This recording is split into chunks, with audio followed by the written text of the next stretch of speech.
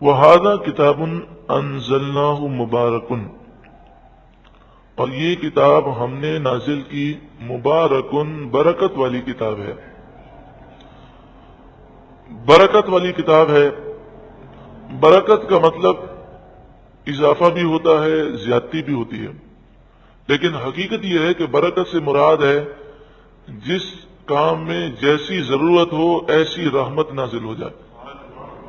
جیسے بسم اللہ پڑھ کر جو کام شروع کیا جائے اس میں برکت ہوتی ہے. تو برکت کا مطلب اضافہ نہیں ہوتا کہ بعض لوگ جب وہ جھاڑو لگاتے ہیں تو بسم اللہ نہیں پڑھتے، کہتے ہیں برکت ہو گئی تو یہ تو جھاڑو ہی ختم نہیں ہونی. تو ایسا نہیں ہے. برکت کا مطلب جہاں پر اب جیسے کھانے پر بسم اللہ پڑھی تو کھانے میں اضافے کی ضرورت ہے تو وہاں اضافے کی رحمت نازل ہوگی. جھاڑو دیتے ہوئے، کپڑا دھوتے ہوئے، یا کوئی کام کاج کرتے ہوئے، گاڑی کی صفائی کرتے ہوئے بسم اللہ پڑھی تو وہاں ضرورت یہ ہے کہ کام آسانی سے جلدی ہو جائے. تو برکت کے معنی یہ ہے کہ آسانی ہو جائے گی. یہ مطلب نہیں ہے جو لوگ سمجھتے ہیں. تو یہ وہ پیاری کتاب ہے کہ جو اس سے وابستہ ہو جائے اس کی زندگی آسان ہو جاتی ہے، رحمتوں والی ہو جاتی ہے. وَهَذَا كِتَابٌ أَنزَلْنَاهُ مُبَارَكٌ، یہ کتاب ہم نے نازل فرمائی بڑی برکت والی ہے. فَاتَّبِعُوهُ، تو تم اس کی پیروی کرو. وَاتَّقُوا، اور تم ڈرو. لَعَلَّكُمْ تُرْحَمُونَ، تاکہ تم پر رحم کیا جائے. أَن تَقُولُوا، کبھی کہو تم، یعنی یہ کتاب اس لیے نازل ہوئی تاکہ تم یہ نہ کہہ سکو انما انزل الکتاب علی طائفتین من قبلنا، کتاب تو ہم سے پہلے دو گروہ پر نازل ہوئی تھی، یہودیوں اور عیسائیوں پر. وَإِن كُنَّا عَن دِرَاسَتِهِمْ لَغَافِلِينَ، اور بے شک ہم تو ان کے پڑھنے پڑھانے سے بے خبر تھے. تو ہمارا قصور کیا؟ ہمیں تو نہ توریت ملی نہ انجیل ملی، تو اس لیے تم پر قرآن نازل کر دیا گیا تاکہ تم کل بروز قیامت عذر پیش نہ کر سکو. او تقولوا، یا تم کہو لو انا انزل علینا الکتاب لکنا اہدی منہم، اگر کتاب ہم پر نازل کی جاتی ضرور ہم ان سے زیادہ ہدایت پر ہوتے، سیدھے راستے پر ہوتے. یہودی اور عیسائی بے عقل تھے. اگر کتاب ہم پر نازل ہوتی تو ہم کتاب کو مانتے، لہذا تمہارا یہ عذر ختم کر دیا گیا، کتاب مل گئی. فقد جاءکم بینۃ من ربکم، تو بے شک تمہارے پاس تمہارے رب کی طرف سے روشن دلیل آ گئی. وہدی ورحمہ، اور ہدایت اور رحمت آ گئی.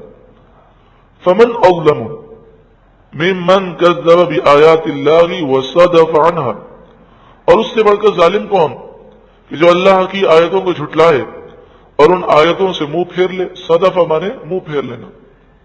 سنجزی الذین یصدفون عن آیاتنا سوء العذاب، سنجزی ضرور، سین زبر سامان، ان قریب، نجزی ہم بدلہ دیں گے، ان قریب ہم بدلہ دیں گے ان لوگوں کو جنہوں نے یصدفون عن آیاتنا، ہماری آیتوں سے منہ پھیرا. سوء العذاب، جو منہ پھیرتے ہیں ہم انہیں برا عذاب دیں گے. بما کانوا یصدفون، یہ بدلہ ہوگا ان کے منہ پھیرنے کا. هل ينظرون، کاہے کے انتظار میں ہیں وہ، اتنی روشن نشانیاں دیکھنے کے بعد ایمان کیوں نہیں لاتے؟ کس چیز کا انتظار کر رہے ہیں؟ الا ان تأتیہم الملائکہ، ہاں وہ اس چیز کا انتظار کر رہے ہیں کہ فرشتے ان کی روح قبض کرنے کے لیے آ جائیں. موت کے فرشتے آئیں گے پھر سدھر جائیں گے یہ، لیکن اس وقت سدھرنے کا کوئی فائدہ نہیں ہوگا. او یأتی ربک، یا تمہارے رب کا عذاب آ جائے اور اللہ اپنا غضب نازل کرے. او یأتی بعض آیات ربک، یا تمہارے رب کی ایک نشانی آ جائے، یعنی سورج جو ہے وہ مغرب سے طلوع ہو جائے. اور ترمذی شریف میں ہے کہ اس وقت سب ایمان لائیں گے یہ منظر دیکھ کر، لیکن اس وقت ایمان لانا اور توبہ کرنا قبول نہ کیا جائے گا. یوم یأتی بعض آیات ربک، اس دن جب تمہارے رب کی ایک نشانی ظاہر ہوگی. لا ينفع نفسا ایمانها، کسی جان کو ایمان لانا فائدہ نہ دے گا. لم تکن آمنت من قبل، جو اس سے پہلے ایمان نہ لائے. او کسبت فی ایمانها خیرا، اور کسی کی توبہ فائدہ نہ دے گی جس نے ایمان لا کر کوئی بھلائی نہ کمائی. گناہوں بھری زندگی اگر گزاری تو سورج کو مغرب سے طلوع ہوتے ہوئے دیکھ کر توبہ کرے گا تو اس وقت توبہ کا دروازہ بند ہو چکا ہوگا۔ قل انتظروا، آپ فرمائیے تم انتظار کرو ان میں سے کسی چیز کا، یا موت کا انتظار کرو، یا اللہ کے عذاب کا، یا رب کی نشانی کا۔ انا منتظرون، بے شک ہم بھی انتظار کر رہے ہیں کہ تمہارا کیا حشر ہوتا ہے۔ ان الذین فرقوا دینہم، بے شک وہ لوگ جنہوں نے اپنے دین کو ٹکڑے ٹکڑے کر دیا، یعنی یہودی اور عیسائی، وکانوا شیعاً، اور وہ کئی گروہ ہو گئے، کئی فرقے بن گئے، لست منہم فی شیء، اے محبوب آپ کا ان سے کوئی تعلق نہیں ہے۔ انما امرہم الی اللہ، ان کا معاملہ اللہ کے سپرد ہے، اللہ کے حوالے ہے۔ ثم ینبئہم، اللہ انہیں خبر دے گا، بما کانوا یفعلون، جو وہ کام کیا کرتے تھے۔ من جاء بالحسنہ، جو ایک نیکی لے کر آئے، فلہ عشر امثالہا، تو اس کے لیے اس کی مثل 10 ہیں، ایک پر اللہ 10 کا ثواب عطا فرمائے گا۔ اور یہ بھی حد نہیں ہے، جس کے لیے چاہے بڑھائے گا، 700 تک ذکر کیا گیا، اور جس کے لیے چاہے گا اس سے زیادہ عطا فرمائے گا۔ ومن جاء بالسیئۃ، اور جو برائی لے کر آئے، فلا یجزا الا مثلہا، تو اسے اس برائی کے بدلے میں برابر بدلہ دیا جائے گا۔ ایک برائی کی ہے تو اسی برائی کی اسے سزا دی جائے گی، اس سے زیادہ سزا نہیں دی جائے گی۔ وہم لا یظلمون، اور ان پر ظلم نہ کیا جائے گا۔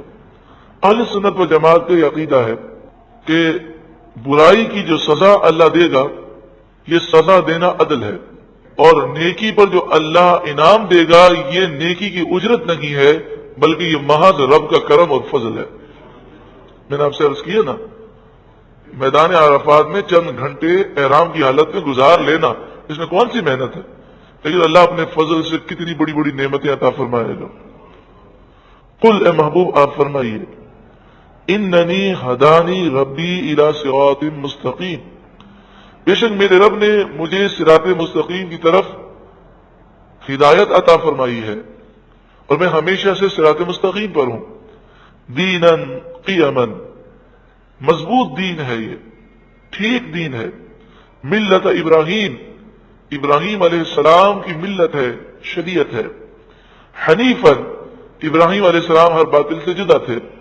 وما کان من المشرکین، اور وہ مشرک نہ تھے۔ اس میں کفار قریش کا رد ہے، جو کہتے ہیں ہم ابراہیم علیہ السلام کی اولاد سے ہیں اور ابراہیم علیہ السلام کے دین پر ہیں، تو ابراہیم علیہ السلام تو مشرک نہ تھے، اور یہ کفار مکہ تو شرک کیا کرتے۔ اب وہ بڑی ہی پیاری آیت کریمہ ہے کہ جو قربانی سے پہلے پڑھی جاتی ہے، لیکن اس کے فلسفے کو ہم نے سمجھا نہیں ہے۔ قل، اے محبوب آپ فرمائیے، ان صلاتی، بے شک میری نماز، ونسکی، اور میری قربانیاں، ومحیایا، اور میرا جینا، ومماتی، اور میرا مرنا، للہ رب العالمین، اللہ رب العالمین کے لیے ہے۔ لیکن جب ہم قربانی سے پہلے یہ دعا پڑھتے ہیں، کبھی ہم نے اس کے مفہوم پر غور کیا کہ ایک طرف ہم کہہ رہے ہیں ان صلاتی ونسکی، میری نماز، میری قربانیاں اللہ کے لیے ہیں، لیکن لوگوں کی واہ واہ، تعریف، اور لوگ کہیں بڑا مہنگا جانور لے کر آئے، یہ بھی تو خواہشات ہوتی ہیں، تو اللہ کے لیے تو نہ ہوئی۔ اور پھر آگے کیا ہے، ومحیایا ومماتی، اللہ اکبر، جینا مرنا اللہ کے لیے۔ اللہ معاف فرمائے، ہمارا تو جینا مرنا دنیا کے لیے، دنیا کمانے کے لیے۔ صبح اٹھتے ہیں تو دنیا کی فکر، رات کو سوتے ہیں دنیا کی فکر۔ جینا مرنا اللہ کے لیے، اللہ کرے ہمارا ہو جائے۔ تو جس کا مرنا اور جینا اللہ کے لیے ہو تو پھر وہ اللہ کی نافرمانی نہیں کرتا۔ وہ کمانے بھی جاتا ہے تو نیت یہی ہوتی ہے، رب کا حکم ہے رزق حلال کماؤں، بال بچوں کو ہاتھ نہ پھیلانا پڑے، اور کچھ اگر زائد مل گیا تو میں اس سے دین کی خدمت کروں گا۔ لا شریک لہ، اس کا کوئی شریک نہیں، کوئی برابر نہیں اس کے۔ وبذالک امرت، اسی بات کا مجھے حکم دیا گیا۔ وانا اول المسلمین، اور میں سب سے پہلے اسلام لانے والا ہوں، کیونکہ حضور سب سے پہلے پیدا ہونے والے ہیں۔ ساری مخلوق میں سب سے پہلے اللہ نے رسول اللہ کو پیدا کیا، اور یہ حدیث صحیح ہے کہ فرمایا کہ كنت نبيا وآدم بين الماء والطين. آدم علیہ السلام ابھی پیدا بھی نہیں ہوئے تھے، وہ پانی اور مٹی کے درمیان تھے، میں اس وقت بھی نبی تھا. تو حضور صلی اللہ علیہ وآلہ وسلم ساری مخلوق میں سب سے پہلے آپ کے نور کو بنایا گیا. وَأَنَا أَوَّلُ الْمُسْلِمِينَ، سب سے پہلے میں رب کی بارگاہ میں گردن جھکانے والا ہوں. قل اے محبوب آپ فرمائیے اغیر اللہ ابغی ربا، انہوں نے شرک کی دعوت دی مشرکین نے، تو فرمایا محبوب آپ ان سے کہیں کیا میں اللہ کے سوا کوئی اور رب تلاش کروں؟ وہو رب کل شیء، حالانکہ وہ ہر چیز کا رب ہے. ولا تکسب کل نفس الا علیہا، یہ بات ولید بن مغیرہ نے کہی تھی کہ آپ ہمارے دین کی طرف آ جائیں، پھر آپ فکر نہ کریں، جو گناہ ہوگا میرے کندھے پر، میں لے لوں گا. جس طرح آج بعض جاہل لوگ کہتے ہیں جھوٹ بول دو، یہ کام کر لو، وہ بولے نہیں جناب گناہ ہے، ارے فکر نہیں کرو، تم کرو جو گناہ میرے سر کے اوپر. ایسا نہیں ہوتا، جو گناہ کرے گا وہ گناہ گار تو ہے ہی. ہاں یہ ضرور ہے کہ جس نے گناہ کی ترغیب دی اس کے نام اعمال میں بھی گناہ لکھا جائے، لیکن گناہ کرنے والے کا گناہ کوئی اپنے سر پہ نہیں لے سکتا. ولا تکسب کل نفس الا علیہا، جو برائی کمائے گا وہ خود ذمہ دار ہے. ولا تزر وازرۃ وزر اخرى، اور کوئی بوجھ اٹھانے والی جان کسی دوسرے کے گناہ کا بوجھ نہیں اٹھا سکتے. ہر ایک کو اپنے گناہوں کا بوجھ اٹھانا ہے. ہاں یہ مسئلہ پھر عرض کروں، گناہ جاری الگ چیز ہے. ہم نے کسی کو گناہ کی دعوت دی، اب جب تک وہ گناہ کرتا رہے گا اسے تو گناہ ملتا رہے گا اور ہمارے نام اعمال میں بھی گناہ لکھا جائے گا. اللہ گناہ جاریہ سے محفوظ رکھے، کیونکہ اس کا تو حساب ہمارے اکاؤنٹ میں بھی نہیں ہوتا. اپنے گناہ تو انسان کو معلوم ہوتے ہیں، لیکن ہماری وجہ سے جن لوگوں نے گناہ کیے وہ کتنے گناہ کرتے رہیں گے. تو کل بروز قیامت نامہ اعمال میں جب وہ گناہ درج ہوں گے تو انسان پریشان ہوگا. اللہ تعالی ہمیں ہر قسم کے گناہوں سے نجات عطا فرمائے.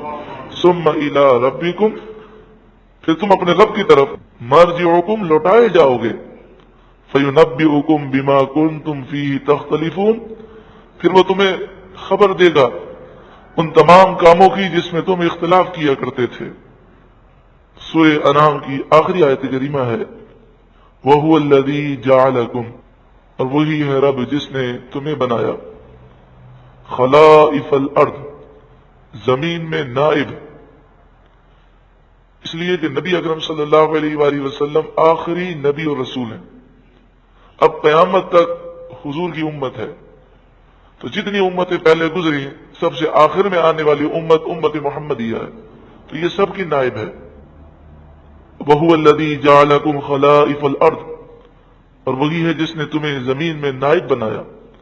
وَرَفَعَ بَعْضَكُمْ فَوْقَ بَعْضٍ دَرَجَاتٍ، اور تم میں ایک کو دوسرے پر کئی درجے فوقیت فضیلت عطا فرمائی. رفع بلند کیا، درجات بلند کیے. اس سے مراد دنیاوی درجات ہیں اور اخروی درجات بھی ہیں. دنیاوی درجات مثلا دنیا کے اندر کسی کی شکل صورت اچھی ہے، کسی کی بری ہے. کوئی حسن و جمال کا پیکر ہے، کسی کے پاس روزی بہت زیادہ ہے، کوئی غریب ہے. کسی کے پاس عقل بہت زیادہ ہے، کسی میں عقل کم ہے. کوئی علم رکھتا ہے، کوئی علم سے بالکل بے بہرا ہے. تو کچھ تو وہ چیزیں ہیں کہ جو انسان کو بغیر محنت کے ملی، جیسے روزی وہ تقدیر میں لکھ دی گئی، وہ ملنی ہے. حسن و جمال، صحت اور بہت ساری چیزیں ہیں. اللہ تبارک و تعالی نے مختلف لوگوں کو مختلف صلاحیتیں عطا فرمائیں. ابھی ہمارا امتحان ہے کہ جسے نعمت ملی وہ شکر ادا کرے، اور جو نعمت سے اپنے آپ کو محروم سمجھتا ہے وہ اللہ کی دوسری نعمتوں کو یاد کرے اور اس تکلیف پر وہ صبر کرے. مثلا کسی کو حسن و جمال نہ ملا تو اس پر رونے کی ضرورت نہیں، بلکہ وہ دیکھے اللہ نے اسے دوسری خوبیاں دی ہوں گی تو وہ دوسری خوبیوں کو اپنے اندر اجاگر کرنے کی کوشش کرے اور حسن و جمال کی فکر اپنے دل سے نکال کے صبر کرے. لِيَبْلُوَكُمْ فِي مَا آتَاكُمْ، تاکہ اللہ تعالیٰ تمہارا امتحان لے ان چیزوں میں جو اللہ نے تمہیں عطا کی. تو یہ امتحان ہے، کسی کو دے کر آزمایا جاتا ہے، کسی سے لے کر آزمایا جاتا ہے. اور پھر کبھی کبھی یہ ہوتا ہے کہ کسی کو مثال کے طور پر کوئی چیز ملے ہی نہیں تو صبر کرنا آسان ہے، مل جائے اور پھر چلی جائے تو صبر کرنا مشکل ہے. ایک آدمی شروع سے غریب ہے، غربت ہی دیکھی ہے تو صبر کرنا آسان ہے.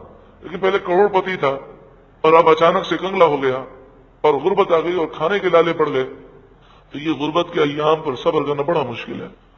اللہ تبارک و تعالیٰ کا یہ امتحان ہوتا ہے، اور جب کوئی اس امتحان میں کامیابی سے ہمکنار ہوتا ہے تو اس کے بعد اس کے لیے راحتیں ہی راحتیں ہوتی ہیں۔ ان ربک سریع العقاب، بے شک تمہارے رب کو عذاب کرتے دیر نہیں لگتی، بے شک تمہارا رب جلد عذاب دینے والا ہے۔ وَإِنَّهُ لَغَفُورٌ رَحِيمٌ، اور بے شک وہ ضرور بخشنے والا مہربان ہے۔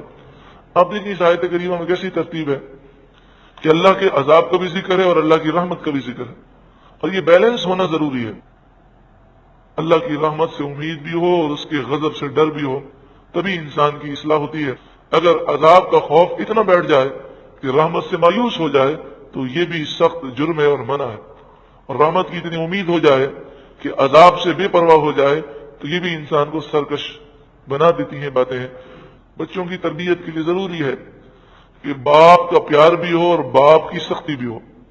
صرف پیار ہی پیار ہو تو بچے کا ستیہ ناش ہو جاتا ہے، اور اگر صرف سختی ہی سختی ہو کہ بچہ باپ کے سامنے بات ہی نہ کر سکے، اپنے دل کی کبھی بات ہی کہہ ہی نہ سکے، اتنا جلالی باپ ہو، تو پھر نتیجہ یہ ہوگا کہ اس صورت میں بھی باپ اور بچے کے درمیان بڑا فاصلہ ہے اور وہ تربیت نہیں ہو سکتی۔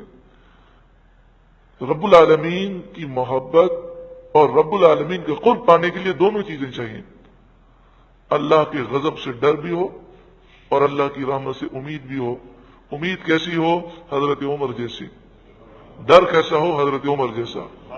حضرت عمر کی کیا بات ہے، جب بھی یہ بات سنیں تو سبحان اللہ زبان پر جاری ہوتا ہے کہ فرماتے ہیں کل بروز قیامت ندا ہو کہ ایک ہی شخص جنت میں جائے گا، باقی سب جہنمی ہیں، انبیاء اور اولیاء کے علاوہ۔ ایک ہی شخص جنت میں جائے گا تو کہتے ہیں مجھے امید ہے وہ عمر ہوگا، اور اگر یہ ندا ہو کہ سب جنتی ہیں ایک ہی شخص جہنم میں جائے گا تو کہتے ہیں مجھے ڈر ہے کہ کہیں وہ عمر نہ ہو۔ تو ڈر بھی ہے اور امید بھی ہے۔ اللہ رب العالمین ہمیں اس کی خوب برکتیں نصیب فرمائے۔ اللہ تبارک و تعالی ہمیں نور قرآن سے روشن و منور